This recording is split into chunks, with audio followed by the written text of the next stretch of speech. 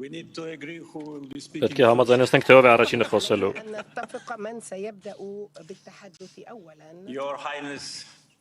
Ձեր գերազանցությունը Արաբական Միացյալ Էմիրությունների պարոն նախագահ։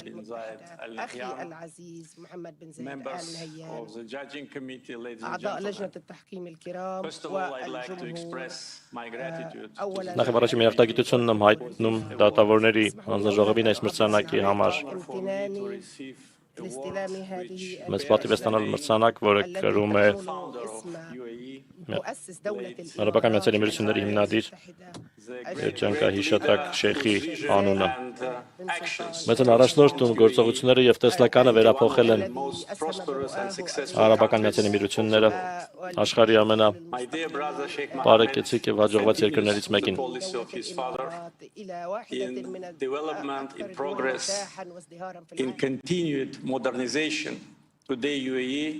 Այսօր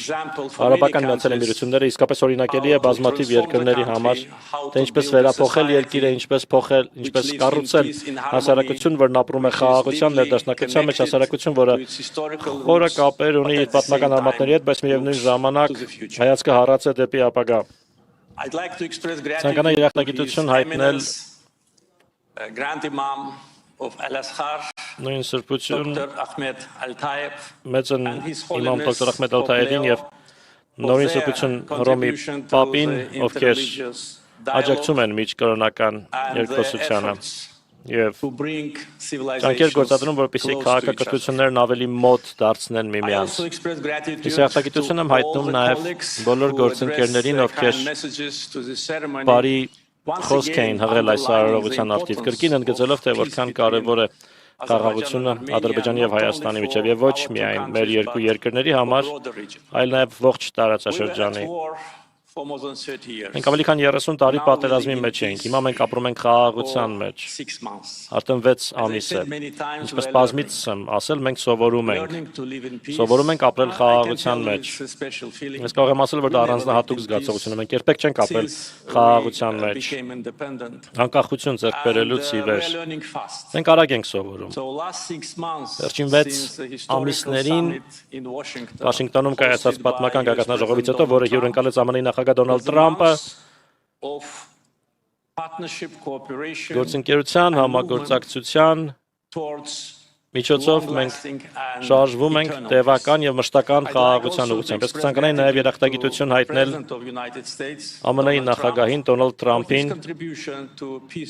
Ադրբեջանի եւ Հայաստանի միջև խաղաղությանը աջակցելու համար։ Նա եռակողմ գագաթնաժողով հյուրընկալեց 2025 թվականի օգոստոսի 8-ին, որի արդյունքում նախաստորագրվեց խաղաղության համաձայնագիրը Հայաստանի եւ Ադրբեջանի միջև եւ ստորագրվեց համատեղ հռչակագիր, նախագահ Թրամփը նույնպես այն ստորագրեց որպես վկա։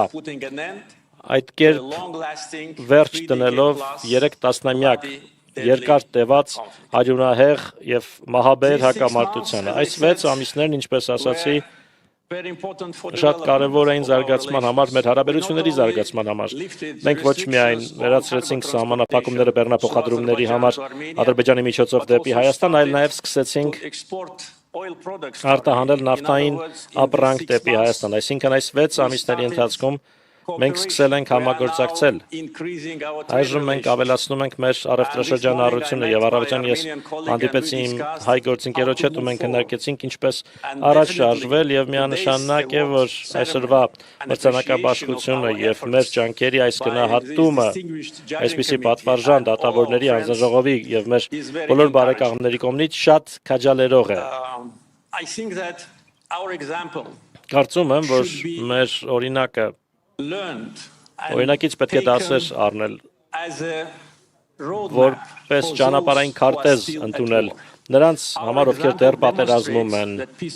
Մեր օրինակը ապացուցում է, որ խաղաղությունը հնարավոր է, չնայած երկար տևած հակամարտությանը, չնայած տառապանքին եւ չնայած փոխադարձ անվստահությանը։ Դա հնարավոր է, երբ կա ուժեղ քաղաքական կամք երկու կողմերի մոտ եւ երբ այս գործընթացին աջակցում են բարեկամ երկրները եւ միջազգային հանրությունը։ Եվ իմ վերջին ասելիքը վերաբերում է այս մրցանակաբաշխությանը, որն այստեղ Աբու Դաբիում է կայանում։ Ես Այն խորհրդանշական եմ համարում, քանի որ բանակցությունների վերջին շրջափուլը Հայաստանի եւ Ադրբեջանի միջև տեղի ունեցավ այստեղ, նախորդ տարվա հուլիսին, Վաշինգտոնի պատմական գագաթն ժողովից միայն 1 ամիս առաջ, այսինքն այստեղ Աբու Դաբիում մեր եղբայր Շեյխ Մոհամմեդի աջակցությամբ մենք վերջնական համաձայնության եկանք խաղաղություն հաստատելու մասին եւ հետո այն պաշտոնական դարձրեցինք Վաշինգտոնում։ Այս խորհրդանշական բան այսօր օդում թևածում է, ես կրկին երախտագիտություն եմ ուզում հայտնել բոլոր նրանց, ովքեր որոշում կայացրեցին մեզ հանձնել այս պատվաբեր մրցանակը, հեղինակավոր մրցանակը եւ բոլոր նրանց, ովքեր մեզ օգնեցին հասնելու խաղաղության։ Շատ շնորհակալություն։